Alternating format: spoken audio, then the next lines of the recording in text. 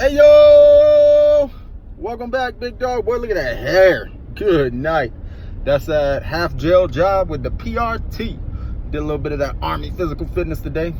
As my days are winding down, I get asked the question every day, why do you do PT?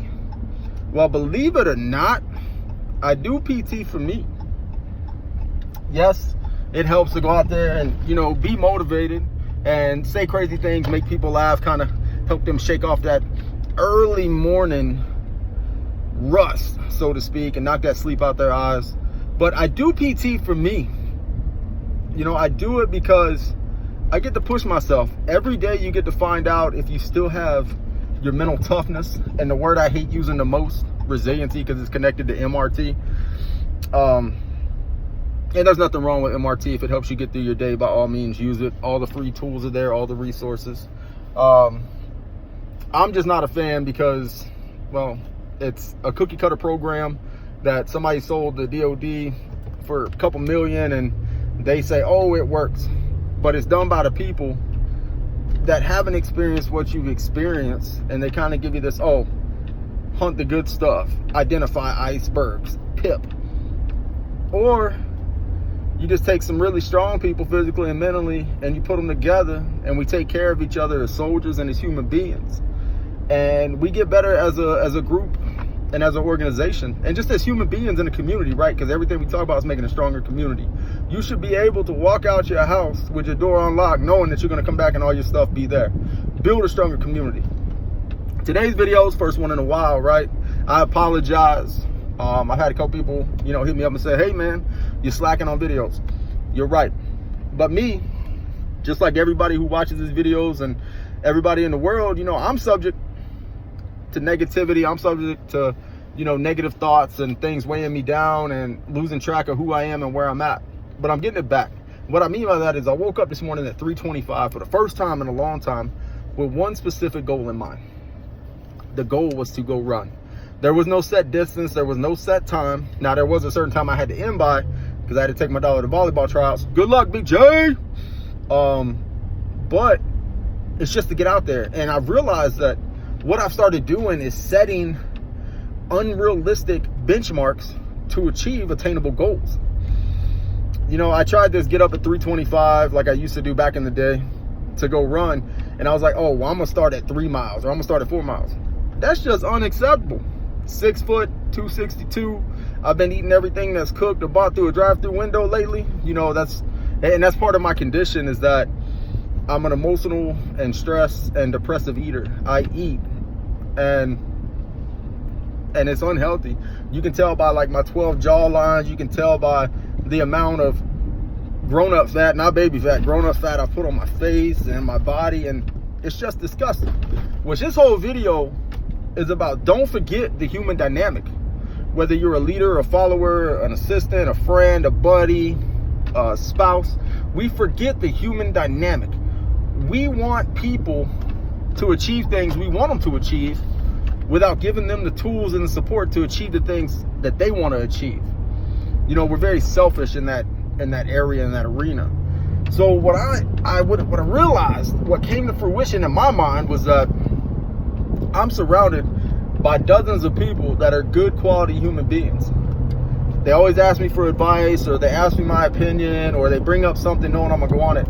And I had an epiphany last week, but it didn't become a great realization until yesterday.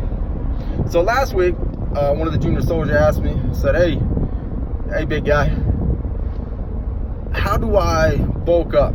How do I cut weight? What is my eating supposed to look like? Now, I kind of looked at it twofold. One, yes, I know about nutrition. Two, I know about macros. I know how to do it. I'm just not doing it, as you can tell by my 13 jaws. As this video goes on, I'll end up with about 43 jaw lines, right? And they asked me, and I'm like, and I kind of gave it to them, and I'm just like, damn, at no point did that soldier ever say, hey, son, you know all this information. Why aren't you using it? They were just like, oh, wow. They're like, yeah, I want to be big like you. My clothes are misleading. Do not let my clothes or my appearance or my size fool you. If I'm 100% made up a human being, I guarantee about 40% of that's fat. So don't let my big stature fool you, or the clothes I wear fool you into thinking that I'm a bodybuilder bulking for a competition, because that ain't the case. I'm just bulking, and it's in all the wrong areas. I got more damn side handles than a Harley Davidson going to a convention, right? So with that being said, I needed to do something for the longevity of my life, for the longevity of my joints, and for the love and compassion that I can share with my kids. And where my epiphany became a great realization, so that'd be an epiphany squared or epiphany cubed, right? Would be that I was bending over trying to tie my damn shoes, and I'm like, man, I'm struggling to get around my stomach. I'm struggling to breathe. I'm just like, this is just not good. It's not healthy, right? So I forgot my own human nature. I forgot my own human dynamic, because in my mind, for whatever reason, I'm still 20-year-old private, go out there and run 13, 14 minutes, 2 miles, do 100 push-ups, 100 sit-ups, and just keep going for the day. But I'm not. I'm a 34-year-old man battling some demons, some mental health issues, and I'm gaining weight by the second and losing it by the year. So I forgot my own human dynamic. And this human dynamic piece is really becoming apparent in everyday life, because I listen to people talk, and I'm in all these mass group text threads and all that, and I'm also in all these Facebook communities, and I read comments and I read all this stuff, because I do believe education is important. Although I'm not a fan of institutionalized education, I like to learn from other people and learn it on my own, right? Whether with my hands, with my eyes, or with my own mind. So what I'm realizing is people have become so accustomed to listening to respond, but not listening to hear. They have taken the human nature out of it. Instead of hearing somebody's problem, you're hearing it trying to apply a solution. There is no one-size-fits-all solution for human issues and human problems. You have got to apply the person's thought pattern. You have got to apply their emotional stability at that moment, but you also have to apply their values, ethics, and beliefs to it. And you're not doing that. You are giving them what you think is the right way. If you've never been to therapy, let me explain to you about therapy, right? You go in there and you talk, and they listen to you. They may fill you out, or they may ask you a few questions every now and then to kind of provoke your thought process and your communication to get you going. And then towards the end, they start helping you figure out what the root of the problem is, and then working on it from there. You know, they're treating the root problem, not the symptoms. So with that being said, we need to be more therapeutic in the way we listen and communicate with each other.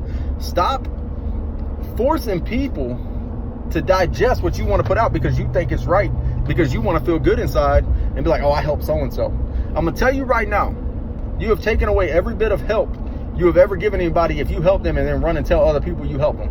Because those other people are going to come up and be like, oh, hey, what's going on? So-and-so told me you had this problem. You've lost their confidentiality, and you've lost their faith and commitment to you as a person, as a healer, as a mentor, as a guide. Stop thinking you know all the answers, because you don't. Feel free to say, I don't know, but this is what I would try to do, or this is something I think I would try. Let them know you don't know, but let them know that you care enough to work with them and help them. Try to make them better. Don't worry about where you stand in your ability to treat and help. Now, over the last couple months, to figure out my own issues and try to help myself through my own daily struggle, I became certified in cognitive behavioral health, advanced cognitive behavioral health. I picked up a fitness instructor certification, a hydration and nutrition certification. I've applied 0 because I have been in a daily fight, daily struggle in my own battles. And that's why there haven't been that many videos. But then I also realized that these videos are therapeutic. Even if nobody listens to them, I get to talk. You know, if this video is 10 minutes, you may get 2 minutes worth of knowledge out of it and 8 minutes of rambling, but it helps me.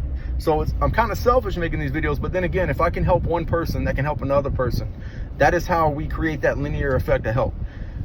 Man, I hope this video finds all my 42 subscribers. Love each and every one of y'all, even if I don't know you. Much love from the big guy, JC3. But share with your friends. Tell them, hey, mental health's a real thing. You're either physically fit in that area and mentally fit, or we need some work.